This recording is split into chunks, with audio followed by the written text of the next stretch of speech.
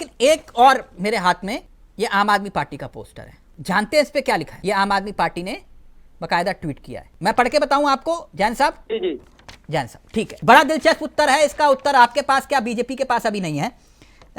जनता तय करे केजरीवाल के सामने सीएम कौन, दिल्ली का सीएम कौन, क्वेश्चन मार्क लगा हुआ है। अब आगे उन्होंने भले ही वो लिखा है कि गाली गलोच पार्टी टाइप का, ये कह रहे हैं कि केजरीवाल के सामने कौन। इस प्रश्न का उत्तर है आपके पास जैन साहब? बिल्कुल है। कौन, प्रवेश वर्मा या रमेश बदूड़ी? नहीं अच्छा। चावला जी, चावला जी देखिए, तो वो तो केजरीवाल में उनके पास कोई और नहीं तो आपके पास भी तो देश के प्रधानमंत्री है ना, उनका फोटो हर जगह लगाते हो, तो उनके पास केजरीवाल जी है, बात खत्म। नहीं मध्य प्रदेश, लेकिन ये आपके सामने कौन? हमारे यहाँ पर कोई भी कार्यकर्ता कहीं पे पहुंच सकता है, किसी की।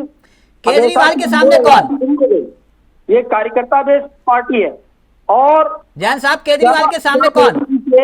सुषमा स्वराज आपने ऐलान किया, किरण बेदी का नाम आपने ऐलान किया, आपने बड़े बड़े धुरंधरों के नाम ऐलान किए। मैं इसलिए पूछ रहा था आपसे, नहीं है चेहरा? तमाम बार आवश्यकता पड़ती है नाम ऐलान करने की, तमाम सारी चुनाव को लेकर के। अच्छा ठीक है, एक छोटा सा उत्तर को बना सकते हैं, एक सभासद को मुख्यमंत्री बना सकते हैं। नहीं वो ठीक है, आप किसी को भी मुख्यमंत्री बना सकते हैं, वो बात ठीक है। ऐसे ठीक लोकसभा चुनाव में ये कहते थे कि मोदी के सामने कौन है, और सबसे बोलते थे बताओ कौन, और अब ये पूछ रहे हैं कि केजरीवाल के सामने कौन। तो जैन साहब इधर उधर देख रहे हैं, कह रहे बाद में तय करेंगे, कोई बात नहीं, जब हो जाएगा तभी देखेंगे। जैन साहब लेकिन एक बात बताइए, ये आप हर राज्यों में जाते हैं, कहते हैं कि इतने पार उतने पार उतने पार, लोकसभा में कहा 400 पार है, नहीं हुए, कोई बात नहीं, मुस्कुराइए मत, मैं बहुत जेन्युइन सवाल पूछ रहा हूं।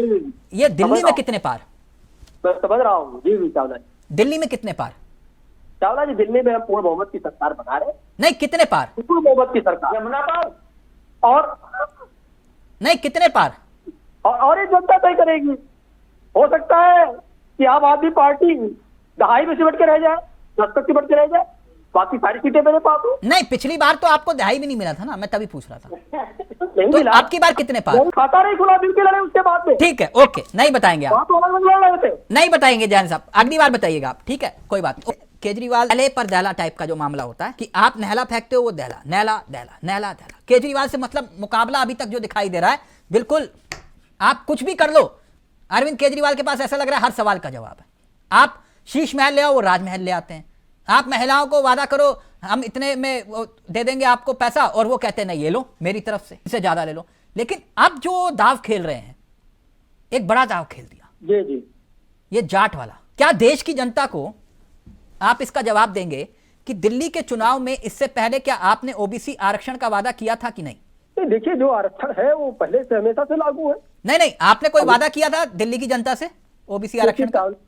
चावला जी, अब उससे भी बड़ा सवाल ये है कि केजरीवाल जी 10 साल तक वहां पर रहे दिल्ली में, और अब उनको याद आ रही है। मैं कह रहा हूं कि वो गजनी बन गए, यादाश्त चली गई। चलिए आपके मुताबिक आप तो नहीं बने थे गजनी, काम कर रहे हैं। आपकी यादाश्त तो थी। मैंने आपसे पूछा ओबीसी आरक्षण के नाम पर बीजेपी ने दिल्ली की जनता से वादा किया था जाट समाज को या फिर नहीं, मेरा सवाल ये था। देखिए चावला जी, जो ओबीसी सीट का आरक्षण है, हाँ, वो स्टेट तय कर सकता है, और स्टेट तय करता है इसमें। ये दोबारा से बोलिएगा, दोबारा से बोलिए ये बात।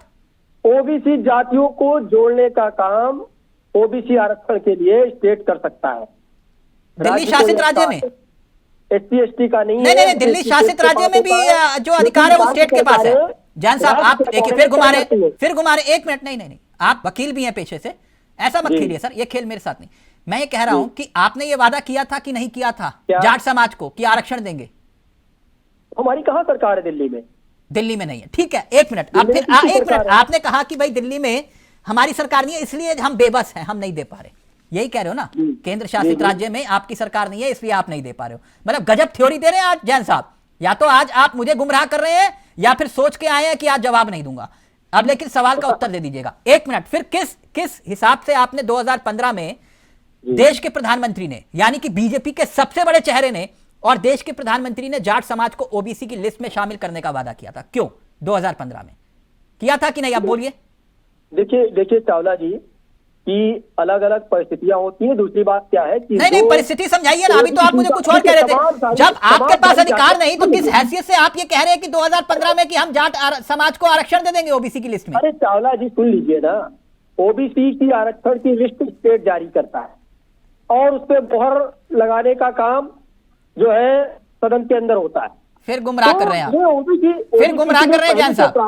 2019 में 2015 का जवाब नहीं दिया आपने। 2019 में क्या देश के गृह मंत्री ने एक अलग राज्यों में जान साहब अब एक मिनट, अलग अलग राज्यों में अलग अलग स्थिति है जातियों की। जान साहब क्या मतलब क्यों जलेबी बना रहे हो? कुछ 2019 में कुछ चीजें राज्य के हाथ में होती है। 2019 में देश के गृह मंत्री अमित शाह जी ने कहा कि जाटों को केंद्र की ओबीसी की लिस्ट में उन्होंने लाने का वादा किया था, फिर यह भी झूठा था। अपना मैनिफेस्टो जारी करेंगे दिल्ली के विधानसभा चुनाव में, और हमने जहां जहां पर जो अपना मैनिफेस्टो जारी किया है 2025 दिल्ली का जाट समाज उसको हमने पूरा करने का, मतलब आज भी ओबीसी लिस्ट का इंतजार हो रहा है।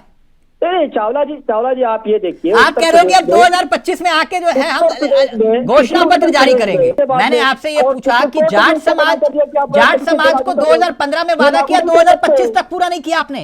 SC ST में आरक्षण की व्यवस्था केंद्र के हाथ में, ओबीसी जातियों को शामिल कर सकते हैं। नहीं, मैं समझ गया जान साहब मैं समझ गया। आज दूसरा खेल खेल रहे हो।